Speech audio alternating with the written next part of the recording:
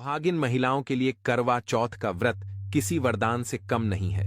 इस व्रत को धारण करने से पति की आयु लंबी होती है और पति को उनके कार्यों में जीवन में सफलता की प्राप्ति होती है और वैवाहिक जीवन भी सुखमय बना रहता है।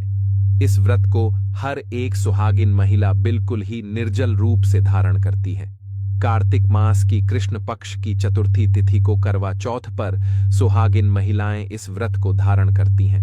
16 श्रृंगार धारण करके विधि विधान से मां चौथ माता की इस दिन पूजा की जाती है और फिर चंद्रमा उदित होते हैं तो उनके दर्शन करने के पश्चात अपने पति के दर्शन करती हैं और विधि विधान से चंद्रमा को अर्घ देकर उनकी पूजा करके पति के चरण स्पर्श करके उन्हीं के हाथों से जल ग्रहण करती हैं और इस तरह से इस व्रत का समापन होता है।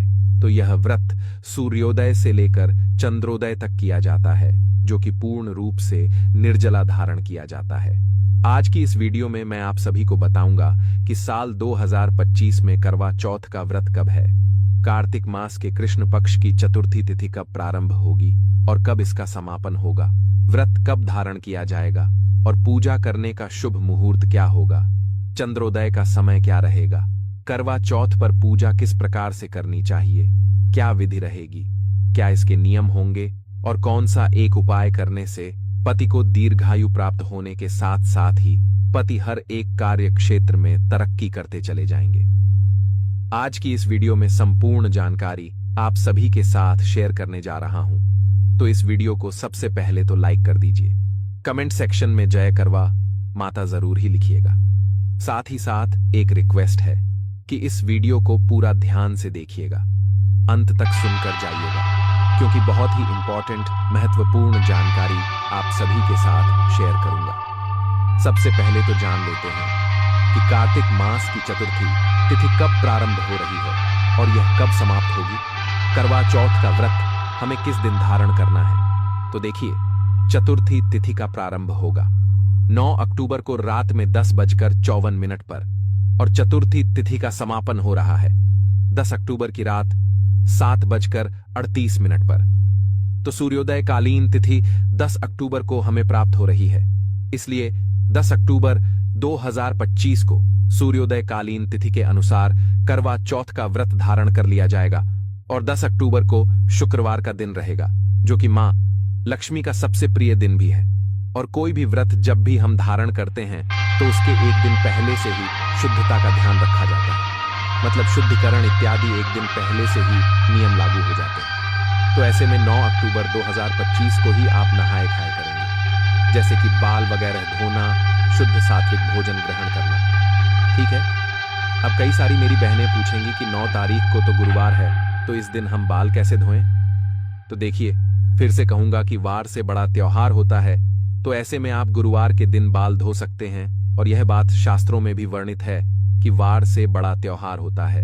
जब भी कोई बड़ा व्रत होता है तो इस प्रकार के जो वर्ष भर में एक बार व्रत या त्योहार आते हैं तो उस व्रत में नियम का पालन करना अत्यंत आवश्यक होता है। तो ऐसे में वार का ध्यान नहीं रखा जाता है, मतलब आपको उसी व्रत के नियम का पालन करना चाहिए जो व्रत आप धारण करने वाले हैं। तो ऐसे में करवा चौथ से एक दिन पहले अगर गुरुवार भी पड़ रहा है तो भी आप सभी बाल धो सकते हैं, कोई समस्या नहीं है। अब बात कर लेते हैं करवा चौथ के दिन शुभ मुहूर्त के बारे में। तो देखिए, करवा चौथ के दिन सूर्योदय काल का समय सुबह 6:25 पर और सूर्यास्त का जो समय है वह शाम को 6:09 पर होगा। ब्रह्म मुहूर्त समय सुबह 4:49 से सुबह 5:37 तक ब्रह्म मुहूर्त रहेगा। ऐसे में आप सभी इस समय स्नान करेंगे। और अब बात कर लेते हैं कि सरगी कब खाएं। तो देखिए, सरगी खाने के लिए आपको 4 बजे से लेकर 5 बजे का जो मुहूर्त है वह सबसे शुभ मुहूर्त है। इस समय आप सरगी इत्यादि कर सकते हैं। करवा चौथ के दिन अमृतकाल का समय जो रहेगा वो दोपहर में 3:21 से शाम 4:47 तक रहेगा। और अब मैं आप सभी को बताता हूं कि करवा चौथ पूजा का जो शुभ मुहूर्त है वह कब रहेगा। तो देखिए, कई स्थानों पर दोपहर में पूजा होती है, तो ऐसे में जो दोपहर में अमृतकाल आपको प्राप्त हो रहा है इस समय में आप पूजा आराधना कर सकते हैं। और वैसे करवा चौथ की जो विशेष पूजा होती है वह शाम के समय ही की जाती है, यानी कि प्रदोष काल में और शाम की पूजा का शुभ मुहूर्त आपको प्राप्त हो रहा है। शाम 5:57 से शाम को 7:11 तक यह पूजा का सबसे शुभ मुहूर्त है, जिस समय आपको पूजा प्रारंभ कर लेनी है, और फिर आप पूजा कितने समय तक भी आप कर सकते हैं। लेकिन बस मुहूर्त के दौरान आपको पूजा जो है वह प्रारंभ कर लेनी चाहिए। करवा चौथ के व्रत में सबसे ज्यादा महत्वपूर्ण होता है चंद्रमा यानी कि चंद्र दर्शन करना, क्योंकि चंद्रमा के दर्शन करने के बाद ही पति के दर्शन किए जाते हैं, और फिर चंद्रमा को अर्घ देकर उनके दर्शन करके पति के चरण स्पर्श करके आप जल ग्रहण कर सकते हैं। तो 10 अक्टूबर को करवा चौथ के दिन चंद्रोदय काल का जो समय है वह शाम को 7:42 पर इस समय चंद्रमा के दर्शन आप कर सकते हैं, उनकी पूजा अर्चना कर सकते हैं। अब बात कर लेते हैं कि सरगी में हमें क्या खाना चाहिए। तो देखिए, सरगी में अपने अपने स्थान के अनुसार अलग अलग विशेषताएं होती हैं। तो आपके यहां पर जिस प्रकार से सरगी की जाती है आप वैसे ही करें, लेकिन आपको एक चीज का ध्यान रखना है कि आप इस दिन बिल्कुल ही निर्जल व्रत करेंगे। तो ऐसे में जल से भरी हुई चीजें जैसे कि नारियल पानी, ग्लूकोज हो गया, फ्रूट्स हो गए, फल इत्यादि का सेवन जरूर कीजिएगा, क्योंकि पूरे दिन आपको निर्जल व्रत धारण करना है और शरीर से बढ़कर कुछ भी नहीं है। तो ऐसे में आप ध्यान रखें कि इन तरह की चीजों का सेवन जरूर करें। आप लहसुन प्याज से बनी हुई चीजों का सेवन एक दिन पहले से ही यानी कि 9 अक्टूबर गुरुवार के दिन से ही बिल्कुल ही त्याग देंगे। ब्रश वगैरह करने के बाद में आपको कोई भी चीज खानी पीनी नहीं है, बिल्कुल ही निर्जल व्रत होता है, और फिर चंद्र दर्शन के पश्चात ही अपने पति के दर्शन के बाद ही आप सभी पारण कर पाएंगे। तो यह व्रत बहुत ही कठिन होता है, निर्जल होता है, तो आप सभी पहले से ही तैयारी करके रखें। इस दिन 16 श्रृंगार जरूर ही कीजिएगा। आप मेहंदी वगैरह 1 या 2 दिन पहले ही लगाकर रखें, ताकि इस दिन आपको किसी भी प्रकार का तनाव ना हो। कई बार पहली बार व्रत रखने वाली महिलाएं उत्साह के कारण सरगी ग्रहण करना भूल जाती हैं, जबकि बिना सरगी खाए व्रत अधूरा माना जाता है। तो आप सूखे मेवे, फल इत्यादि सरगी में जरूर ही ग्रहण कीजिएगा, क्योंकि करवा चौथ का व्रत निर्जल रखा जाता है। लेकिन गर्भवती महिलाओं या फिर बीमार महिलाओं को इस व्रत में जल, फल और दूध ग्रहण करने की पूरी छूट होती है। व्रत के दिन कैंची, सुई, चाकू जैसी नुकीली वस्तुओं का उपयोग करने से आपको बचना होगा, और मान्यता है कि इन चीजों का उपयोग करने से व्रत का फल कम हो जाता है। तो यह थी आज की जानकारी।